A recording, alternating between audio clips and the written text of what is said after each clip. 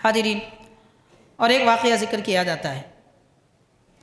حضرت امام علی مقام رضی اللہ تعالیٰ عنہ کے پاس ایک شخص آئے اور آ کر کہنے لگے، آپ کے جد امجد یعنی نبی پاک صلی اللہ علیہ وسلم کو یہ فرماتے سنا کہ حضور پاک علیہ السلام نے فرمایا، اذا سألتم حاجتاً فاسألوها من احد اربعۃ، یعنی جب تم اپنی کوئی ضرورت کسی سے مانگنا چاہو تو چاروں میں سے کسی ایک سے مانگو، یعنی ایسے آدمی سے مانگو جس میں چار میں سے کوئی ایک اچھی عادت ہو۔ وہ چار عادتیں کیا ہیں؟ چار خوبیاں کیا ہیں؟ چار فطرتیں کیا ہیں؟ تو کہا کہ یا تو تم بزرگ عربی شخص سے مانگو ان سے جو عربی ہوں اور شریف یعنی بزرگ ہو۔ دوسرے، وہ آقا ہو، مہربان ہو، یعنی غلاموں سے مت مانگو تو شریفوں سے مانگو، اور مانگو تو اہل عرب سے مانگو، اور غلاموں سے مت مانگو، ایسے آقا سے مانگو جو شریف ہو، یعنی غلام بدبختوں کے بھی ہوتے ہیں، کمزوروں کے بھی ہوتے ہیں، اور غلام بخیلوں کے بھی ہوتے ہیں، شریف دینے والے آقا سے مانگو۔ دو ہوئے۔ تیسرا، قرآن مجید پڑھنے والے سے مانگو، حامل قرآن سے مانگو، یعنی جو قرآن پڑھتے ہیں، قرآن سمجھتے ہیں۔ اگر تم اپنی ضرورت پوچھنا بھی چاہتے ہو تو ایسے لوگوں سے پوچھو، کیونکہ ان کے اندر شرافت ہوتی ہے، ان کے اندر بزرگی ہوتی ہے، یہ مہربان ہوتے ہیں، یہ رحم دل ہوتے ہیں۔ پھر چوتھے، وہ شخص جن کا چہرہ چمکدار ہو۔ یہ چار صفات بیان کر کے یہ سائل کہتے ہیں کہ اے امام حسین، امام علی مقام، سارے عرب کو شرافت، بزرگی آپ کے نانا جان سے ملی ہے، آپ ان کے نواسے ہیں کہ جن کی وجہ سے عرب کو فضیلت ملی۔ تو مطلب ایک عربی شریف سے نہیں، شرافت جن سے عرب کو ملے میں ان سے مانگنا چاہتا ہوں۔ اس طرح امام حسین کی وہ تعریف کرنے لگے۔ پھر کہنے لگے کہ اب رہی بزرگی، شرافت، وہ تو آپ کی سیرت اور آپ کی عادت ہے، یعنی دو صفت بھی آپ کے اندر پائے جاتے ہیں۔ تیسرا، قرآن مجید تو آپ کے نانا کے گھر میں نازل ہوا ہے۔ پھر چوتھا، حسین چہرے والے۔ تو فرماتے ہیں، میں نے حضور پاک علیہ السلام کو فرماتے سنا، اذا اردتم ان تنظروا الی فانظروا الی الحسن والحسین۔ طبقات ابن سعد کی روایت ہے، وہ کہتے ہیں سائل آنے والے اعرابی یعنی بدوی، وہ فرماتے ہیں کہ میں نے حضور کو فرماتے سنا کہ جب تم مجھے دیکھنا چاہو تو امام حسن، امام حسین کو دیکھو۔ تو اتنا حسن و جمال آپ کے اندر ہے، حسن و جمال آپ کے پاس ہے، کریم آقا آپ ہیں، شرافت اہل عرب کو آپ کی وجہ سے ملی، قرآن مجید تو آپ کے گھر میں نازل ہوا، تو ایسی شخصیت سے میں مانگ رہا ہوں۔ مانگنا کچھ تھا تو اتنی بڑی تعریف آپ نے کی۔ تو حاضرین، امام حسین رضی اللہ تعالیٰ عنہ اس کی بات سن کر مسکراتے ہیں، اور اس کے بعد ارشاد فرماتے ہیں، یہ سب تو ٹھیک ہے، پہلے یہ بتاؤ تمہاری حاجت کیا ہے، کیا ضرورت ہے تمہاری؟ اس نے جہاں بیٹھے ہوئے تھے زمین پر لکھ دیا کہ میری یہ ضرورت ہے۔ غور کیجئے، اس وقت پوچھنے مانگنے والے لوگ بھی ضرورت کے لیے اگر مانگتے تو ان کو شرم حیا آتی تھی کہ کیسے مانگو، اور آج مانگنے والے فیشن کمرشیل بن چکے ہیں، عادت بنا لیے ہیں۔ وہ بھی ایک بزنس ہے، بھیک مانگنا بھی ایک بڑا بزنس ہے آج کل۔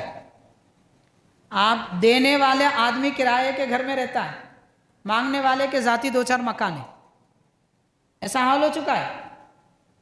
لیکن اس وقت مانگنے والے بھی باشرم تھے، شرم و حیا والے تھے، پوچھتے نہیں تھے، اپنی ضرورت ہے تو زمین پہ لکھ دیے۔ تو امام حسین رضی اللہ تعالیٰ نے بھی علم کی باتیں کی تھی، پیارے نبی کی حدیث سنائی تھی، تو آپ بھی نبی پاک علیہ السلام کے تعلیم سے کچھ سوال فرماتے ہیں۔ ارشاد فرماتے ہیں کہ میں تجھ سے 3 سوال کروں گا، اگر تو ایک کا جواب دیا تو میرے پاس جتنے پیسے ہیں اس میں سے 3 حصے کر کے 1 حصہ دوں گا، 2 کا جواب دیا تو 2 حصے دوں گا، 3 جواب دے تو سارا پیسہ تیرا، جتنے بھی اب اس وقت میرے پاس ہے۔ اس وقت آپ کے پاس تھیلیوں میں بھرے ہوئے سونے کے سکے دینار تھے، تھیلیوں میں بھرے ہوئے دینار تھے۔ تو حضرت امام علی مقام نے فرمایا کہ میں تجھے 3 سوال کروں گا۔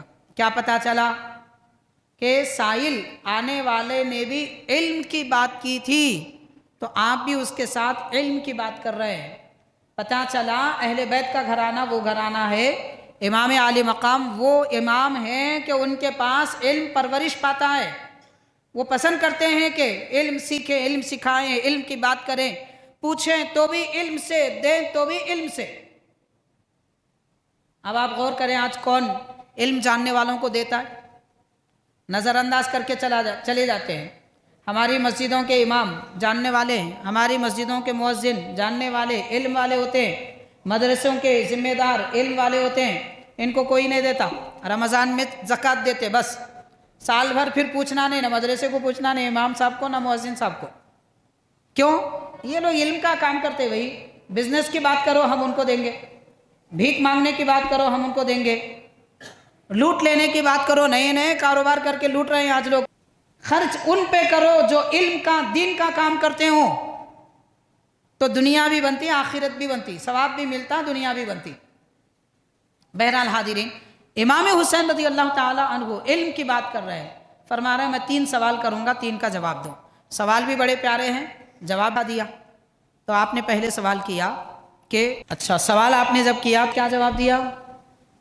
کہا کہ حضرت آپ سوال کیجئے، لا حول ولا قوت الا باللہ، یعنی میری ظاہری باطنی طاقت اور قوت اللہ کی مدد سے، میں کیا اپنے سے جواب دے سکوں گا، اللہ مدد فرمائے تو جواب دوں گا۔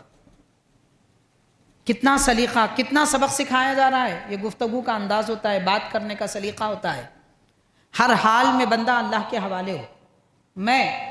میں جانتا ہوں میرے پاس دولت ہے، میں مالدار ہوں، میرے پاس قوت ہے، میں کرسی رکھتا ہوں، میں جو چاہے کر سکتا ہوں، یہ پسندیدہ نہیں ہے نہ اللہ کو نہ اللہ کے رسول کو۔ تو وہ کہہ رہے ہیں کہ آپ فرمائیے، اللہ کی مدد سے کچھ کہنے کی کوشش کروں گا۔ تو امام عالی مقام نے پہلے سوال کیا، ما نجات العبد من الہلکہ، کہ آدمی ہلاکت سے کیسے بچ سکتا ہے، اس پر جو بھی ہلاکت آتی ہے، نقصان، ہلاکت، جان کی ہلاکت، مال کی ہلاکت، صحت کی ہلاکت، یہ تمام ہلاکتوں سے آدمی کیسے بچے؟ جواب نے کہا الثقۃ باللہ، کوئی علاج نہیں ہے سوائے اللہ پہ بھروسے کے۔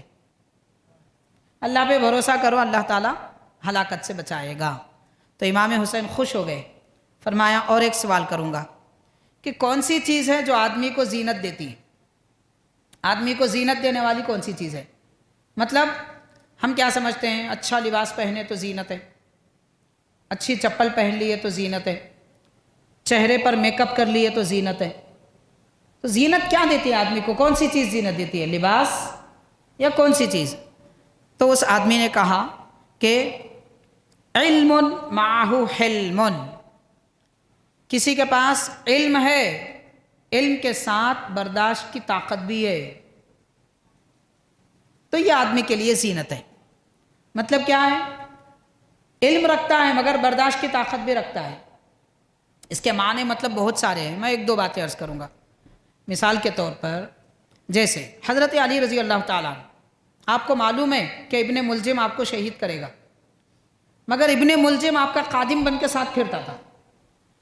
آپ جانتے تھے کہ یہ شہید کرے گا مگر ساتھ رکھتے تھے، جانتے ہیں مگر صبر کر رہے ہیں، اس کو کہتے ہیں علم معہ حلم۔ معلوم ہے کہ فلاں آدمی کچھ کرنے والا ہے، پھر بھی بچنے کی تدبیر کرتے ہیں مگر اسے نقصان نہیں پہنچاتے، یہ کیفیت ہونی چاہیے۔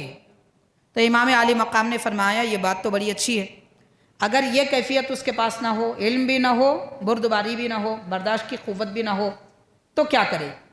تو اس شخص نے دوسرا جواب دیا کہ حضرت اگر علم نہیں ہے تو ایسا مال ہونا چاہیے کہ اس کے ساتھ سخاوت ہو۔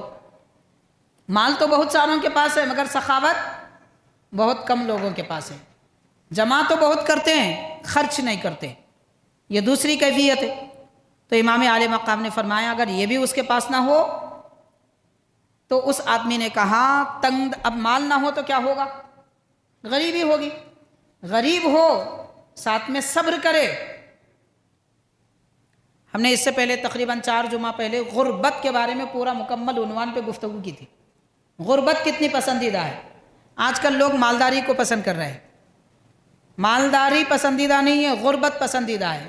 دولت نعمت، اچھی بڑی نعمت نہیں ہے، غربت بڑی نعمت ہے۔ नबी पाक अलैहिस्सलाम ने मिस्कीनी गुर्बत को पसंद फरमाया। हुजूर ने दुआ फरमाई, अल्लाह मुझे मिस्कीन रख, मिस्कीनों में उठा, मिस्कीनों में मुझे आखिरी वक्त अता फरमा। तो हुजूर की दुआएं भी हैं मिस्कीनों के साथ रहने की। तो अगर माल नहीं है तो क्या होगा, आदमी के पास गुर्बत होगी। तो उस आदमी ने अर्ज़ किया कि गुर्बत हो मगर साथ में सब्र हो। गुर्बत है सब्र नहीं है तो बहक जाएगा, गुमराह हो जाएगा, बेराह हो जाएगा, हराम कमाएगा। तो सब्र भी होना चाहिए। इमाम आली मकाम ने फरमाया अगर ये भी उसके पास नहीं है तो, यानी गुर्बत भी नहीं है सब्र भी नहीं है, या गुर्बत है सब्र नहीं है, तो उस आदमी ने कहा अब तो उसे आसमान से कोई बिजली आके जला दे, और क्या कर सकते हैं। तो ये सुनने के बाद इमाम हुसैन हंस दिए, मुस्कुरा दिए, और उसके बाद जितना सामान आपके पास थैली दीनार और दिरहम की थी वो सब उसको इनाम में अता फरमाया कि तूने मेरे पूरे सवालात के जवाब दिए।